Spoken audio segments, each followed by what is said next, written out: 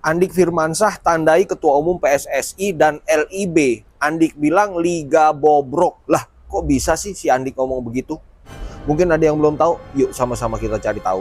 Jadi menurut pria yang pernah ditekel sama David Beckham ini, liga kita benar-benar bobrok karena pada pertandingan terakhir Persiraja Banda Aceh melawan PSPS Pekanbaru kemarin, menurut Andi Persiraja dicurangin karena ada beberapa keputusan wasit yang kontroversi.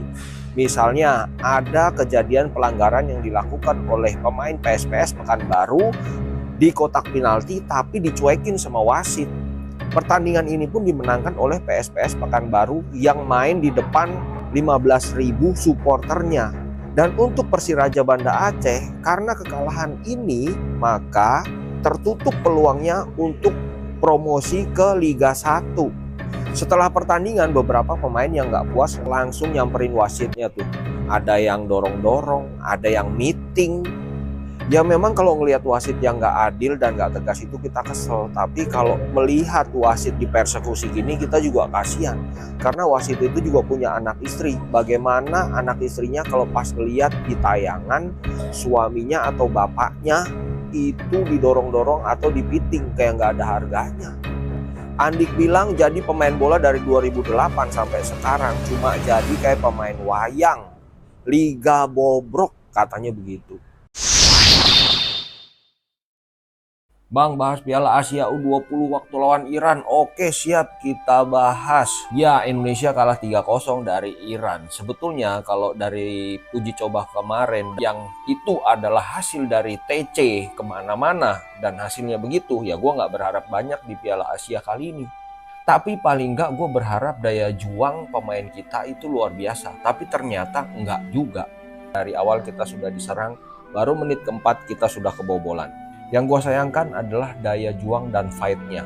Lihat gol ini. Gol pertama, nggak ada yang duel loncat, nggak ada.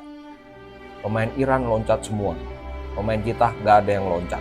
Pemain Iran sudah tinggi, mau loncat. Pemain kita nggak tinggi, nggak mau loncat. Kalau gol kedua memang itu keren banget lah Iran. Nggak ada yang bisa disalahkan. Gol ketiga, lagi-lagi pemain kita nggak ada yang lompat. 2 kali gol dari sundulan berarti kan soal bola atas. 2 kali lagi peluang bola atas tapi memang refleks kiper luar biasa jadi terselamatkan. Terus cara antisipasinya bagaimana? Ya kalau dengan latihan masih susah, masih butuh bertahun-tahun lagi, ya salah satunya untuk melawan kemampuan bola atas. Ya pemain naturalisasi. Mau nggak mau kita memang harus mengakui pemain naturalisasi jauh punya postur yang lebih tinggi dari pemain kita.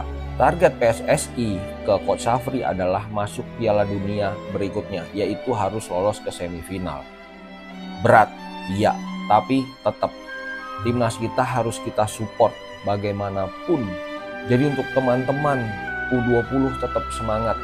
Di sepak bola nggak ada yang tidak mungkin. Siapa tahu di 2 pertandingan mendatang kita jadi lebih baik lagi. Semangat! Beda nasib antara Elkan Bagot dan Ole Romeni. 2 penggawa timnas ini dua-duanya bermain di Liga Inggris. Tapi Elkan Bagot dalam 6 pertandingan terakhir dia mendapatkan full kesempatan. Bahkan 5 diantaranya dia mengawali pertandingan dengan menjadi starter dan berakhir di 90 menit. Sepertinya kepercayaan Blackpool kali ini benar-benar menjadi milik Elkan Bagot. Ya ini bisa menjadi bukti kepada Patrick Kluivert ya, karena memang Patrick sangat mengutamakan jam terbang. Tapi berbeda dengan Ole Romeni. Di 3 pertandingan terakhir, Ole Romeni bahkan sempat menjadi pilihan walaupun mengawali dari bangku cadangan. Tapi di saat melawan Derby County, Ole Romeni nggak diturunkan sama sekali. Ole Romeni sepertinya masih terus berjuang untuk mendapatkan kepercayaan dari pelatih Oxford United. Ya kita doakan aja semoga Ole juga segera mendapatkan kepercayaan dan bisa membuktikan jam terbang cukup, tampil di tim nasional makin gokil. Nah menurut teman-teman bagaimana ini? Posisi pemain belakang kita sudah penuh. Apakah Elkan Bagot tetap harus dipanggil? Dan kalau dia dipanggil, dia harus ditaruh mana? Dan formasinya bagaimana? Kemarin baru latihan bareng tim seniornya, sekarang tampil bareng Wolves U21, dia jadi kapten dan cetak gol nih dia.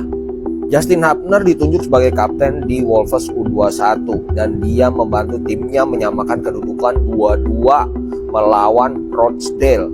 Gol Justin tersebut terjadi di menit terakhir, yaitu di injury time 90++. Keren gak tuh? Setelah menyamakan kedudukan, kemudian pertandingan dilanjutkan di adu penalti dan Justin juga sebagai eksekutor. Dan penalti dimenangkan oleh Wolves 4-1. Mantap. Jadi pahlawan di waktu normal dan kemudian jadi eksekutor di tendangan penalti. Dan Wolves menang. Keren. Kalau dilihat akhir-akhir ini memang pemain timnas kita yang abroad ada beberapa yang memang mempunyai penampilan yang sangat-sangat menarik. Justin sekarang sudah mulai reguler di timnya. Elkan Bagot juga sudah menemukan performanya sehingga dia mengamankan posisinya sebagai center back, sebagai pemain inti. Kalau kita lihat lagi, Pratama Arhan juga menemukan sentuhannya. Ya, semoga kepercayaan dirinya makin meningkat, penampilannya makin gacor sehingga semua berdampak positif ke tim nasional Indonesia.